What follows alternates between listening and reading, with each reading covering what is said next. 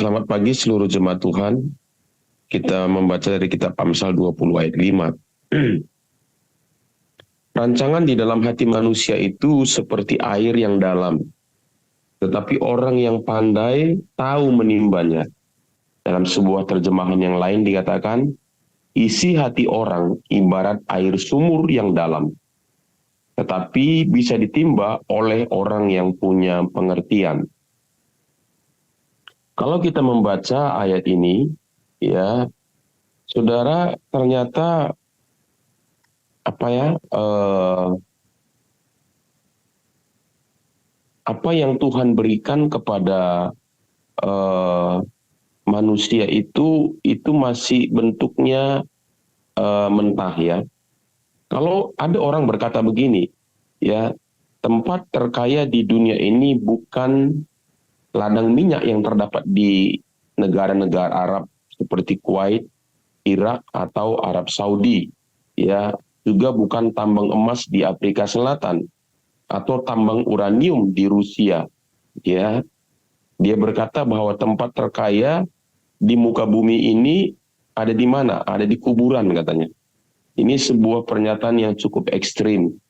Kenapa? Dia berkata karena begitu banyak orang yang mati itu tanpa mereka dapat mempergunakan atau menemukan potensi yang ada di dalam diri mereka.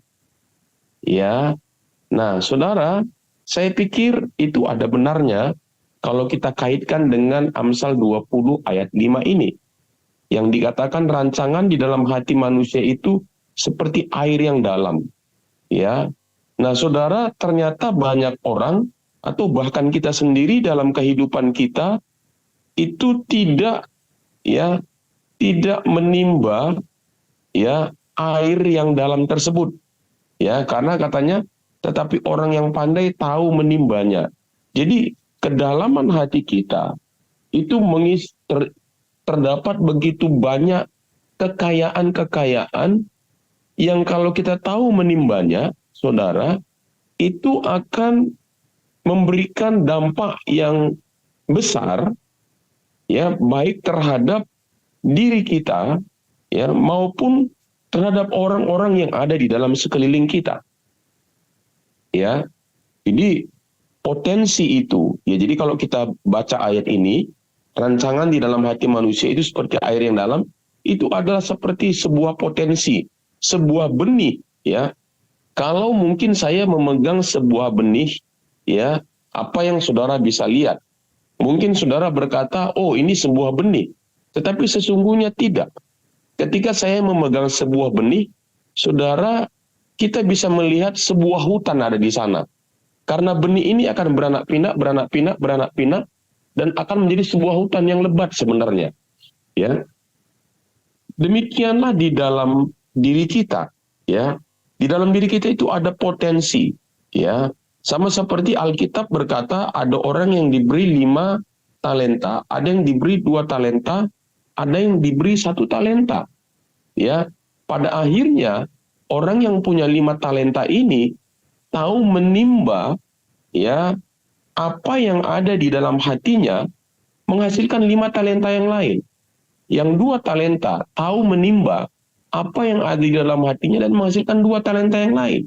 Tetapi ada yang punya 1 talenta, dia tidak tahu menimbanya, dia menguburnya, akhirnya, ya, dia tidak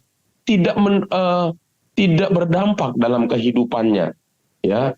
Jadi saudaraku, sebenarnya di dalam diri setiap kita, saudara dan saya, ya, begitu banyak hal yang kita bisa cetuskan, ya, ide yang bisa kita cetuskan itu di dalam hati kita, ya, karena rancangan itu dimulai dari ide atau gagasan, ya, yang muncul dari hati kita, ya, lalu menjadi sebuah imajinasi dan menjadi sebuah rencana dan menjadi sebuah pelaksanaan dan menjadi sebuah produk yang bisa dinikmati. Ya, saudaraku, Itu sebabnya begitu sangat luar biasanya sebenarnya kehidupan kita ini. Ya, jadi mari kita pergunakan kesempatan-kesempatan yang ada, yang Tuhan berikan kepada kita untuk kita menghasilkan produk, ya, apapun namanya itu, apakah itu jasa atau produk atau apapun itu untuk kebaikan hidup kita dan kebaikan orang lain. Ya, nah, saudara bisa bayangkan nggak, ya, kalau ya Wright bersaudara yang adalah penemu pesawat terbang tidak mengembangkan potensi yang ada di dalam diri dia, hari ini kita tidak akan tidak akan melihat sebuah perjalanan yang jauh bisa dipersingkat, ya, karena adanya pesawat udara, saudara. Ya, saudara bisa bayangkan kalau dia mati tanpa mengembangkan potensi, tanpa dia tahu menimba apa yang ada di dalam hatinya, ya, saudaraku, itu dimulai dari ketika dia melihat burung terbang, dan dia berpikir, wow, alangkah indahnya, alangkah cepatnya manusia berpindah dari satu tempat ke tempat yang lain, kalau seandainya manusia itu menjadi seperti burung. Nah, dari ide itulah yang ada di dalam hatinya, ya, saudara, yang tercetus di dalam hatinya, dan dia akhirnya menimbanya, dan akhirnya saudaraku tahu bahwa hari ini kita umat manusia sangat diberkati dengan penemuannya, dan perjalanan bisa begitu jauh lebih cepat dari kalau hanya orang mengendarai mobil saja. Ya, nah, di dalam diri Thomas Alva Edison, ya, ada benih, ya, lampu pijar, saudaraku, ya, yang hari ini sangat banyak manfaatnya. Saudara bisa bayangkan kalau kita tidak memiliki lampu hari ini, maka saudaraku bisa dilihat dari satelit bahwa bumi ini begitu gelap. Ya, nah, saudaraku, namun karena Thomas Alva Edison tidak berhenti-hentinya, ya, dari ribuan kali kegagalan sampai akhirnya dia menemukan lampu pijar. Ya, dalam diri Columbus ada penemuan benua Amerika dan pembuktian bahwa bumi itu bulat.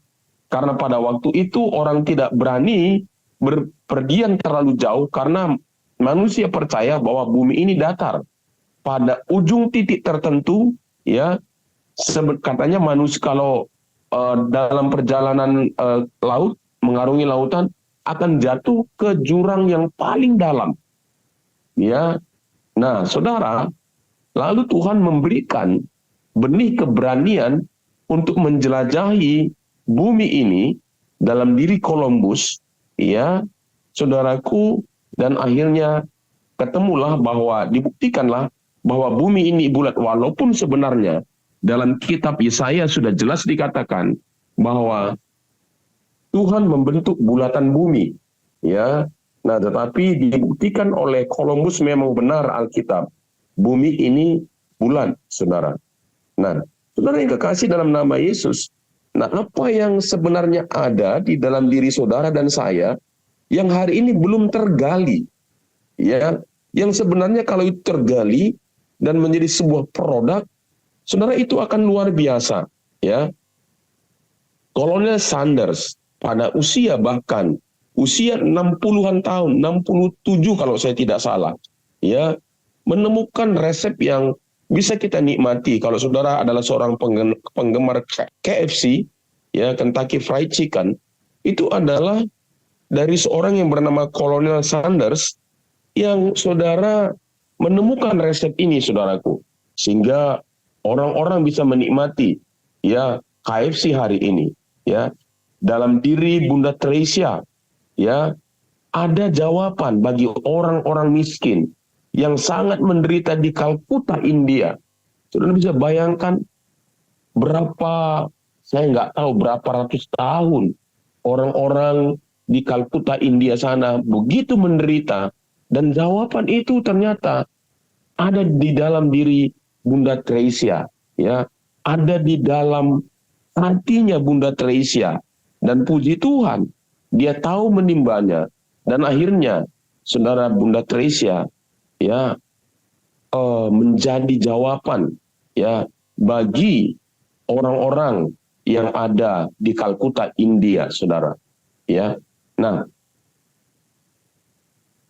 ini, saudara, saya akan bacakan kepada kita tentang bagaimana ternyata untuk supaya potensi yang ada di dalam diri seseorang itu, ya, itu, saudara, memang perlu ketekunan, perlu kesungguhan, perlu perencanaan yang kuat, perlu tekad yang kuat, sehingga ya perancangan di dalam hati manusia itu yang orang pandai tahu menimbanya itu bisa terjadi.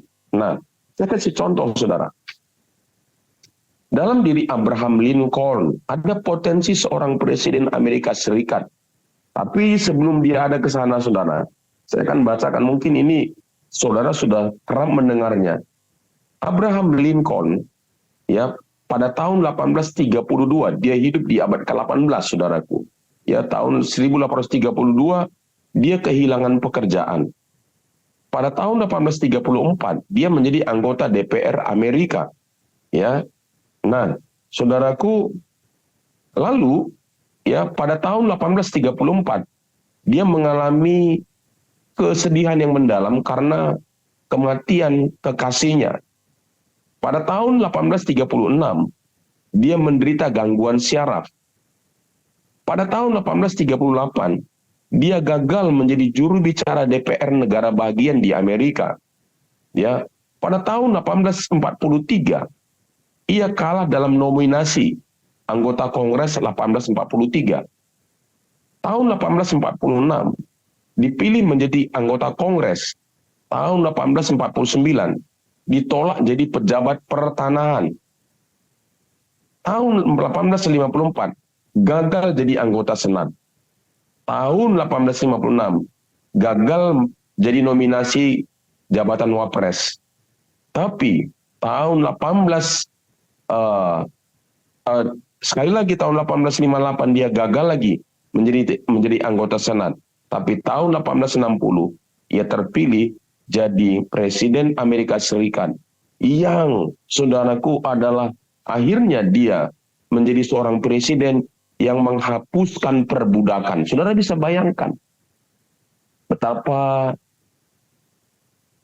luar biasanya sejarah perjuangan ya yang ada di dalam kehidupan Abraham Lincoln ini, saudaraku, untuk dia menapaki dirinya dan akhirnya menjadi salah satu presiden Amerika yang sangat-sangat berpengaruh dalam sejarah penghapusan ya perbudakan di Amerika. Ya, jadi saudara yang kekasih, di dalam diri kita, ya sekali lagi, itu ada potensi atau ada benih. Apa itu potensi, saudara? Potensi adalah kemampuan yang belum tersingkap dan kekuatan yang terpendam, kekuatan yang belum dimanfaatkan, kemampuan yang tidak aktif. Jadi dalam diri kita masing-masing, saudara, ada potensi yang luar biasa. Sekali lagi, namun hal tersebut harus kita gali, harus kita timba, sehingga semua yang tersimpan di dalamnya menjadi kenyataan. Ya, dan kita boleh menjadi alat Tuhan yang berguna bagi sesama. Jadi saudaraku, jangan sampai kita dipanggil Tuhan, tapi begitu banyak potensi yang sebenarnya belum kita gali dan belum bermanfaat dalam diri kita. Dan para ahli potensi berkata, ya, manusia baru mempergunakan 10% dari potensinya. Bisa saudara bayangkan, baru 10%. Jadi kehidupan kita di depan begitu terbuka, ya, sangat-sangat luar biasa. Ya, nah jadi saudara, jadi potensi itu, ya, itu dimulai merupakan sebuah ide atau gagasan yang muncul di dalam pikiran manusia. Ya, nah saudaraku, gagasan tersebut, ya, kalau terus-menerus dipikirkan akan menjadi perenungan hati, saudaraku. Nah, dari gagasan itu menjadi sebuah imajinasi, ya. Nah, imajinasi itu mengubah sebuah gagasan menjadi rencana, ya. Nah, imajinasi itu penting, ya. Itu akan mengubah menjadi sebuah rencana, dan rencana itu menjadi sebuah pelaksanaan, saudara. Saya kasih contoh sederhana kepada kita pada hari ini sehubungan dengan mesbah doa pagi kita ini. Kenapa sih akhirnya kita memiliki mesbah doa pagi hari ini? Dan ini saya percaya sudah mempengaruhi hidup banyak orang, ya, yang ikut mesbah doa pagi, termasuk kami, saudaraku, sebagai pembicara yang setiap hari berganti-gantian. Ya, kami melihat betapa mesbah doa pagi ini begitu banyak mempengaruhi, mengubahkan kehidupan kami, saudara. Itu dimulai dari mana, saudara? Ini dimulai dari beberapa orang dari antara kita pada waktu itu, ya, ketemu dan ada tercetus, ya. Kenapa kita tidak buat mesbah doa pagi, ya, untuk gereja kita, ya? Karena pada waktu COVID itu begitu banyak ada mesbah doa pagi yang diikuti oleh beberapa orang di antara kita, bahkan saya pun pernah diundang, tetapi salah satu di antara kita berkata, kenapa kita tidak buat untuk gereja kita? Dan akhirnya ide dan gagasan itu kita sepakatin, ya, mulai direncanakan. Mulai kapan? Ya, pada waktu itu kita berkata, mulai besok, ya, kita mulai saja lakukan. Ya, walaupun ada kekhawatiran, apa mungkin ini bisa dilaksanakan? Nah, ini adalah proses, saudaraku, ya. Nah, namun setelah kita sepakat untuk mengerjakannya, saudara lihat hari ini, ya, saudaraku, kita sudah melaksanakannya. Hari ini, sadar atau tidak sadar, diakui atau tidak diakui, ini sudah mengubah kehidupan saudaraku, orang-orang yang ikut di dalamnya. Dan saya juga percaya bahwa ini mengubah atmosfer di tengah-tengah kehidupan kita, atmosfer di tengah-tengah gereja kita. Saudara, itu dimulai dari apa? Dimulai dari sebuah ide, rancangan di dalam hati manusia, dan menjadi sebuah rencana yang dilaksanakan, dan itu akhirnya, saudara, membawa dampak, saudaraku. Nah, Efesus 3:20 dikatakan begini, saudara, ya. Bagi dialah yang dapat melakukan jauh lebih banyak daripada apa yang kita doakan atau pikirkan, seperti yang ternyata dari kuasa yang bekerja di dalam kita. Bayangkan, saudara, ya, kitab Efesus sendiri dikatakan bagi Tuhanlah yang dapat melakukan jauh lebih banyak daripada yang dapat kita doakan atau pikirkan.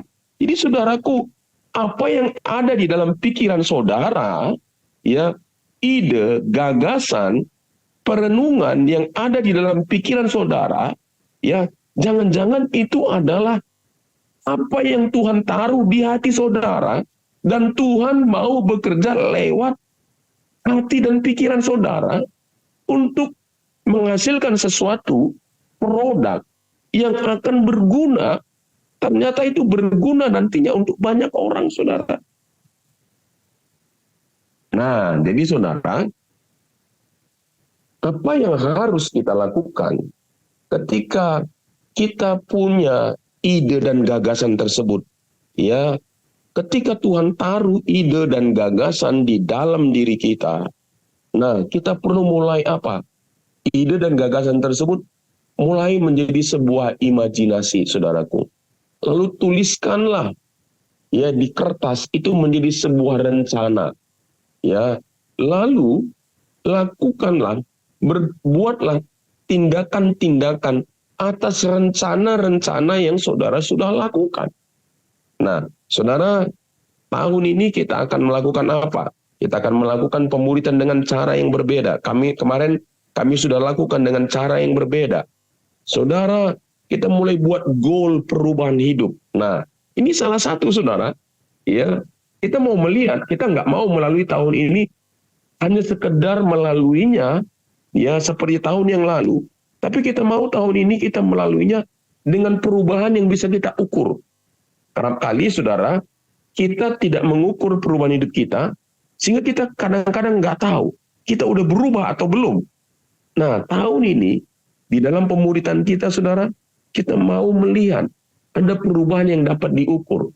Bahkan orang di sekitar kita pun bisa melihat, wow, ada perubahan, saudaraku. Ya, jadi mari saudaraku, jadikan ide atau gagasan yang saudara punya, itu akhirnya dituangkan dalam bentuk tindakan. Karena gini, perubahan yang terjadi dalam diri saudara, itu akan mempengaruhi sekeliling hidup saudara. Ya, jadi, namun saudaraku, banyak sekali orang-orang, begitu banyak ide-ide yang baik, gagasan-gagasan yang baik, yang sudah pernah tercetus, bahkan mungkin diperkatakan, atau bahkan mungkin pun dituliskan, tapi tidak berbekas. Kenapa? Karena tidak pernah ya dilakukan menjadi sebuah tindakan yang nyata, tindakan yang konkret. Jadi saudaraku, hari ini, bahkan Tuhan sendiri pun berkata, apa nih yang kamu pikirkan? Aku akan bantu kamu. Untuk kamu boleh mencapai. Kamu akan lihat kuasaku bekerja di dalam dirimu untuk mencapai apa yang ada dalam pikiranmu. Tentunya pikiran-pikiran itu yang selaras dengan firman Tuhan untuk kebaikan hidup saudara dan banyak orang. Ya, jadi mari mulai hari ini, saudara, kita mulai ya melihat bahwa dalam diri kita begitu banyak potensi yang kalau kita gali, ya kalau kita imajinasikan, kalau kita tulis, dan kalau kita praktekkan dalam tindakan, itu akan mengubah kehidupan banyak orang. Kita berdoa. Bapa di surga, terima kasih buat pagi hari ini. Kami bersyukur kami sudah mendengar firman-Mu dan kebenaran-Mu. Kami mau Tuhan Yesus, kami bukan hanya diberikan ide, gagasan di dalam hati kami, tapi kami boleh menimba ide dan gagasan tersebut menjadi sebuah produk, menjadi sebuah tindakan, sehingga Tuhan itu akan menjadi berkat bagi hidup kami dan bagi hidup banyak orang. Terima kasih Bapak. Di dalam nama Yesus kami sudah berdoa dan mengucap syukur. Amin.